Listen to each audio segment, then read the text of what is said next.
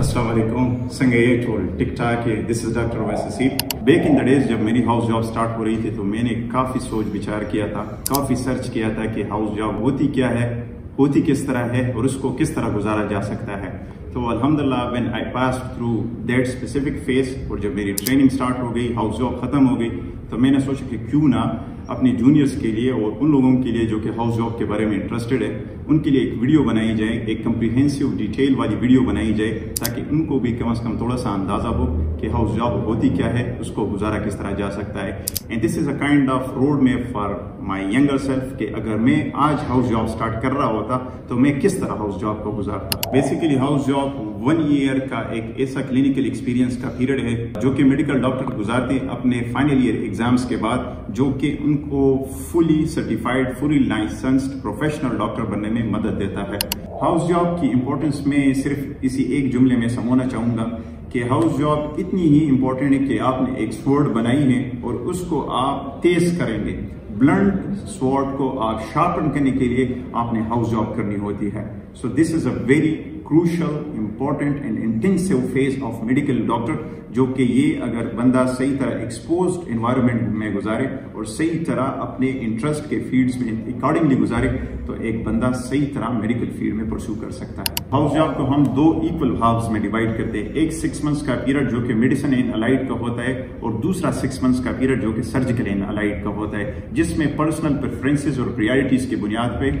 एक डॉक्टर अपने लिए फील्ड सेलेक्ट करता है, मेडिसिन के साथ भी और सर्जिकल के साथ भी। तो अगर उसका इंटरेस्ट मेडिसिन में ज्यादा है तो वो मेडिसिन पहले लेगा, अकॉर्डिंग टू मेरिट भी हो सकता है, और इसके साथ साथ एसोसिएटेड स्पेशलिटीज प्रायोरिटीज की बुनियाद पे और प्रेफरेंसेस की बुनियाद पे वो सेलेक्ट करता है। और दूसरा सर्जिकल, अगर उसकी इंटरेस्ट ज्यादा है तो ये 6 मंथ्स अर्ली ये लेता है, फर्स्ट अपनी हाउस जॉब सर्जरी में ले लेता है और उसमें अकॉर्डिंगली अपनी प्रेफरेंसेस की बुनियाद पे, अपनी प्रायोरिटीज की बुनियाद पे वो अपना हाउस जॉब उन फील्ड्स में करता है। तो ये इसकी 12 मंथ्स की पूरी ड्यूरेशन बन गई, जिसको हम 3 मंथ्स के 4 इक्वल पार्ट्स में हम डिवाइड करते हैं। मैंने एक मीम देखी थी जिसमें एक फीमेल डॉक्टर को दिखाया गया, जिसमें वो सोच रही होती है फाइनल ईयर में कि गाइनी इज माय पेशेंट, और दूसरा फेस और दूसरी तस्वीर उस मीम में ये दिखाई गई कि उसने अपने हाउस जॉब गायनी में गुजारी होती है। तो उसके बाद वो कहती है कि मैंने कभी भी गायनी को सेलेक्ट नहीं करना। पॉइंट ऑफ फोकस यहाँ पे ये है कि आपने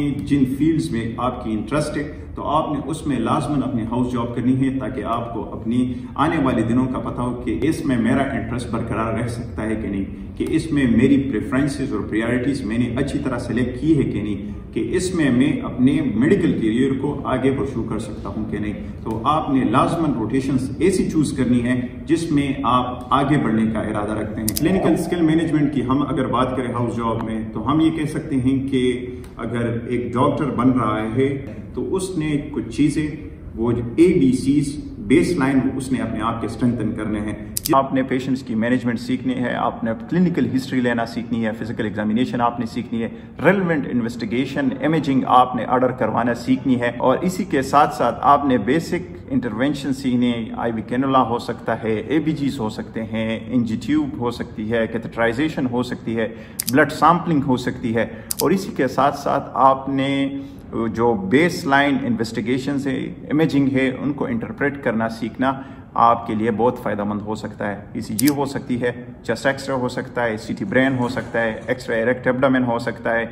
CBC की रिपोर्ट्स हो गई, यूरिनारी हो गए, बेस लाइन इन्वेस्टिगेशंस को इंटरप्रेट करना, ये सारी चीज़ें अगर आप करें तो आप एक कंप्लीट डॉक्टर बन सकते हैं।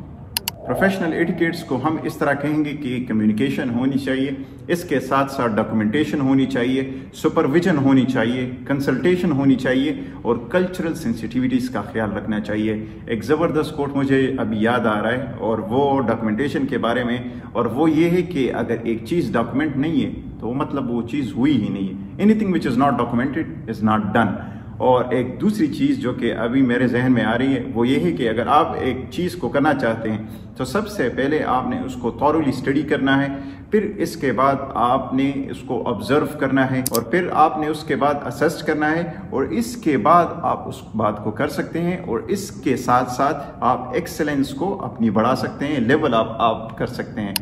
ایک میڈیکل اسٹوڈنٹ اگر ہاؤس جاب کر رہے ہیں تو اس نے اپنے آپ کو کلیئر کٹ رکھنا ہے، ڈیفائن کرنا ہے کہ وہ کرنا کیا چاہتے ہیں اپنی زندگی کے ساتھ، وہ آگے پرسو کرنا چاہتا ہے، اس کے لائف گولز کیا ہو سکتے ہیں، وہ میڈیسن میں جا رہا ہے، وہ سرجری میں جا رہا ہے، وہ گائنی میں جا رہا ہے، وہ ریڈیالوجی میں جا رہا ہے، کسی بھی فیلڈ میں اگر وہ جا رہا ہو تو ایٹ لیسٹ اس کو ڈیفائنڈ ہونا چاہیے، فوکسڈ ہونا چاہیے، کیلکولیٹڈ ہونا چاہیے، اس کو کلیئر ہونا چاہیے، تو اس کے لیے بہت ساری چیزیں پھر آسان ہو جاتی ہے۔ ڈیفائن کرے اپنے آپ کو، آپ میڈیسن گئے ہیں، آپ سرجری گئے ہیں، آپ گائنی گئے ہیں، آپ ریڈیالوجی گئے ہیں، آپ کیا چیز کرنا چاہتے ہیں، آپ کون سے پاتھ وے پہ جانا چاہتے ہیں، آپ FCPS کرنا چاہتے ہیں، آپ MRCP کرنا چاہتے ہیں، آپ پلے اپ کرنا چاہتے ہیں، آپ سٹیپس دینا چاہیں، کچھ نہ کچھ آپ کا ذہن پہلے سے بنا ہوگا، لیکن آپ نے اپنے آپ کے لیے پاتھ وے سلیکٹ کرنی ہے، چوز کرنی ہے، پھر اس پہ ریسرچ کرنے ہیں۔ جن بندوں نے ان پاتھ ویز کو فالو کیا ہے ان کے ساتھ کنسلٹ کرنا ہے، ان پاتھ ویز کے بارے میں کافی معلومات کے بعد کیلکولیٹڈ موو کرنا ہے، اس کے پروز اور کونس کیلکولیٹ کرنے، پھر استخارے کے بعد آپ نے اس چیز کو ایک فرم ڈیسیجن اس پہ لے لینا ہے۔ تو اسی کے ساتھ آپ کے لیے یہ ساری چیزیں آسان ہو جائیں گی، آپ فوکسڈ ہوں گے، آپ کلیئرڈ ہوں گے، آپ ڈیفائنڈ ہوں گے، تو آپ کے لیے اپنی فیلڈ میں چوائسز بہت آسان ہو جائے گی اور اپنی فیلڈ میں گروتھ آپ کے لیے بہت آسان ہو جائے گی۔ اپنے انوائرمنٹ کو بھی آپ نے اسی طرح ڈیفائن کرنا ہے، یوز لیس چیزوں سے، یوز لیس لوگوں سے آپ نے اپنے آپ کو بچانا ہے، اور اکارڈنگلی آپ نے مینٹلی ایلیٹ بندوں کے ساتھ، مینٹلی ایلیٹ انوائرمنٹ کو آپ نے سلیکٹ کرنا ہے، اس پہ آپ نے فوکس کرنا ہے، اور اسی کے ساتھ آپ پھر آٹومیٹیکلی پیسیولی اور ایکٹیولی دونوں آپ گرو کر سکیں گے۔ تو اگر میں اپنی ہاؤس جاب آج کر رہا ہوتا تو میں اپنے آپ کو کہتا کہ آپ نے اپ ٹو ڈیٹ رہنا ہے اور اپ ٹو ڈیٹ کو یوز کرنا ہے، اور اس کے ساتھ ساتھ آپ CMDT کو بھی یوز کر سکتے ہیں، آپ گوگل وے وہ کر سکتے ہیں، چیٹ GPT سے آپ مدد لے سکتے ہیں، گوگل بارڈ سے آپ مدد لے سکتے ہیں، بہت ساری چیزوں سے آپ مدد لے سکتے ہیں، اور آپ اپنے فیلڈ کے جو کہ ٹیکسٹ بکس ہیں ان کو آپ آئیڈیلائز کر کے اکارڈنگلی اپنے اپروچ کو اسٹینڈرڈائز بھی بنا سکتے ہیں، اور گائیڈ لائن اورینٹڈ اور ایویڈنس بیس بھی بنا سکتے ہیں۔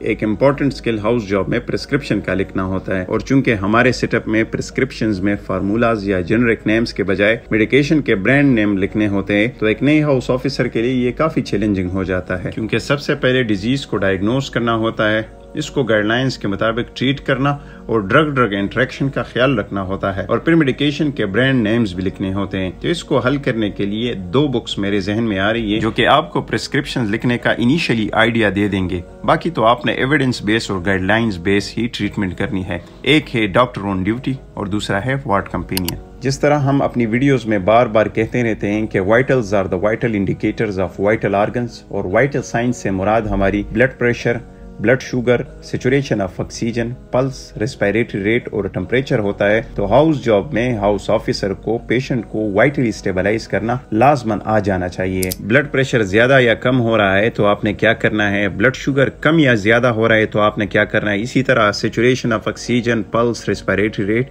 اور ٹمپریچر زیادہ یا کم ہو رہا ہے تو آپ نے کیا کرنا ہے، یہ ایک ہاؤس آفیسر کو لازماً آنا چاہیے۔ پیشنٹ کو وائٹلی اسٹیبلائز اور نارملائز کرنے کے ساتھ ساتھ ایک ہاؤس آفیسر کو کامن ایمرجنسیز کی مینجمنٹ بھی آنا چاہیے۔ جو کامن میڈیکل ایمرجنسیز ہے ان کو آپ ایویڈنس بیس اور گائیڈ لائن اورینٹڈ ہی ٹریٹ کریں گے، لیکن ہمارے سسٹم میں ان ایمرجنسیز کو کس طرح مینج کیا جاتا ہے اس کے لیے ایک بک ہے جو کہ آپ کو ایٹ لیسٹ اورینٹ کر دے گی کہ آپ نے وارڈ بیس اور ہمارے سیٹ اپ بیس کس طرح اس کی مینجمنٹ کرنی ہے، which is managing acute medical emergencies. اس کے ساتھ ساتھ میں ایک ریلیونٹ نوٹ یہاں پہ یہ ایڈ کرتا چلوں کہ ہر ایک وارڈ روٹیشن میں 10 یا 15 ٹاپکس ہی ہوتے ہیں جن پہ اگر آپ فوکس کریں اور ان کو ماسٹر کریں تو آپ اس وارڈ روٹیشن کو ایز اے چیمپئن گزار سکتے ہیں، اور یہ ایک کافی اہم سٹیٹمنٹ ہے اگر اس پہ غور کیا جائے۔ There are many channels which I will mention in the description below which will help you a lot with respect to the management of the patient, emergencies and diseases, but my nerd's videos are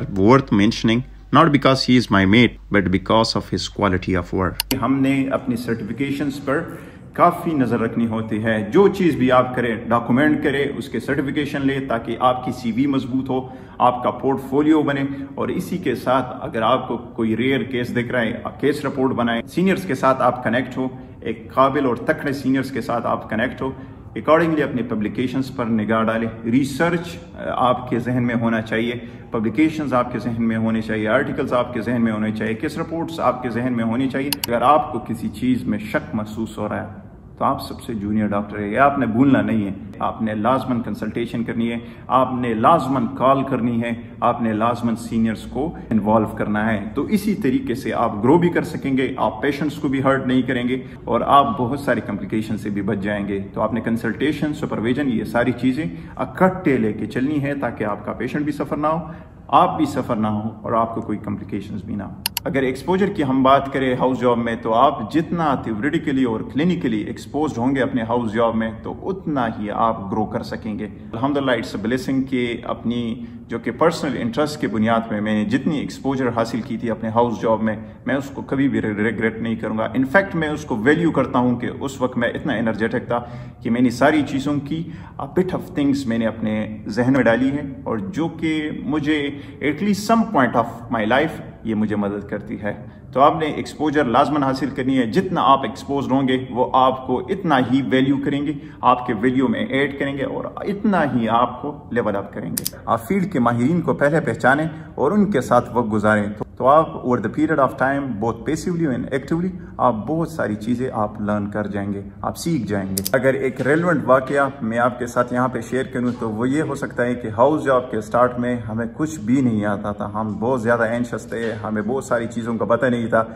but at the end of the day, at the end of our house job ہمیں بہت ساری چیزوں کا پتہ ہوتا تھا. تو یہ ریفلیکشن اور یہ سیلف اسسمنٹ, اپنا سیلف محاسبہ, یہ آپ نے ضرور کرنا ہے کہ آپ نے over the period of time, over the period of 1 year آپ کو کتنا گرو کرنا چاہیے تھا اور آپ کتنا گرو کر سکے ہیں. So this self reflection, this self-assessment and self-muhasaba is so much important, not for your this phase of life, but it applies to each and every moment of your life, every phase of your life and your whole life as well. ایک اہم چیز جو کہ ہم مس کرتے ہیں وہ یہ ہے کہ ہم چونکہ ایک سب اسٹینڈرڈ انوائرمنٹ میں رہ رہے ہیں, ہمارا ہیلتھ سسٹم بہت ہی سب اسٹینڈرڈ ہے. تو آپ نے کیا چیز کرنی ہے کہ آپ نے اپنے انوائرمنٹ کو اکارڈنگلی رسپونڈ کرنا ہے. آپ نے اپنے انوائرمنٹ کو, اپنے وارڈ کو, اپنے فرینڈس کو, اپنے پیئرس کو ایسے سلیکٹ کرنا ہے کہ وہ آپ کو پازیٹیو انرجی دیں, آپ کو ڈرین نہ کرے, آپ کو اپنے لائف گولز تک پہنچانے کے لیے آپ کے مددگار ثابت ہو, اور آپ کم از کم ایموشنلی ڈرین نہ ہو, آپ کی انرجیز ختم نہ ہو, اور آپ اسی طرح انتھوزیاسٹک و انرجیٹک رہیں جس طرح کہ آپ سٹارٹ آف روٹیشن میں تھے, آپ سٹارٹ آف ہاؤس جاب میں تھے. تو this is a very basic and main thing کہ آپ اسی طرح کیلکولیٹڈ رہیں, فوکسڈ رہیں, کلیئر رہیں, اور اکارڈنگلی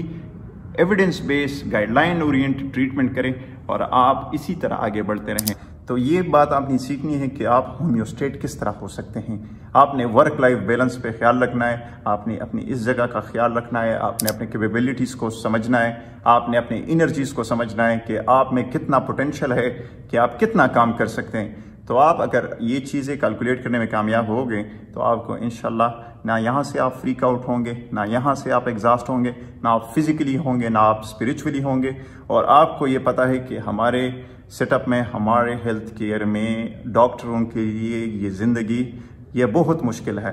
تو آپ نے ساری چیزوں کو اکٹھے لے کے چلنا ہے. اور آپ کس طرح اکٹھے لے کے چل سکتے ہیں, آپ کو اپنی کیپیبلٹیز کا پتہ ہونا چاہیے. آپ نے یوز لیس چیزوں کو اگنور کرنا ہے, نگیٹیوٹیز اور ٹاکسیسٹیز کو آپ نے اگنور کرنا ہے, اور پازیٹیو چیزوں کو لینا ہے, پازیٹیو انوائرمنٹ میں اپنے وقت کو گزارنا ہے. اور اسی کے ساتھ ساتھ آپ اپنی ڈیٹاکسیفیکیشن بھی کر سکتے ہیں. اکارڈنگلی آپ ٹرپس پلان کر سکتے ہیں, اپنے دوستوں کے ساتھ جا سکتے ہیں, آپ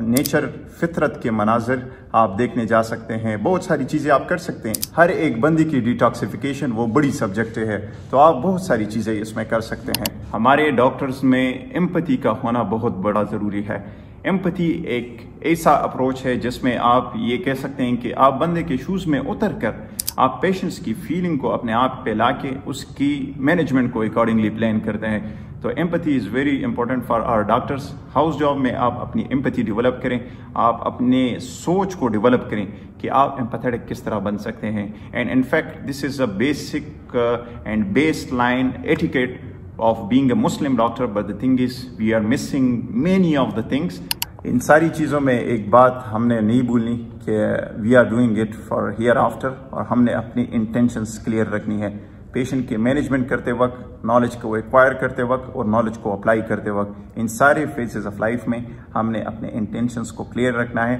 اسی کی وجہ سے ہمارے ریوارڈز بھی ہو سکتے ہیں اور ہم بیسٹ آف بیسٹ کر سکتے ہیں. So this was it for today. Thank you so much for watching. I hope you guys will be enjoying the best of your health. Until next time, this is Dr. Wes Asif signing off. Inshallah, see ya.